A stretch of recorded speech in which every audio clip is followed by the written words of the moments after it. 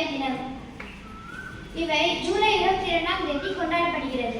இந்த நாளில் மூளை மற்றும் நரம்பியல் நோய்கள் பற்றிய விழிப்புணர்வுகளை ஏற்படுத்துவது மிகவும் முக்கியமாகும்.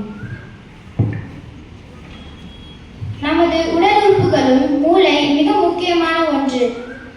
நமது சிந்தனை, செயல்பாடு, உணர்ச்சிகள் அனைத்திற்கும் ஆதாரமாக இருப்பது மூளைதான்.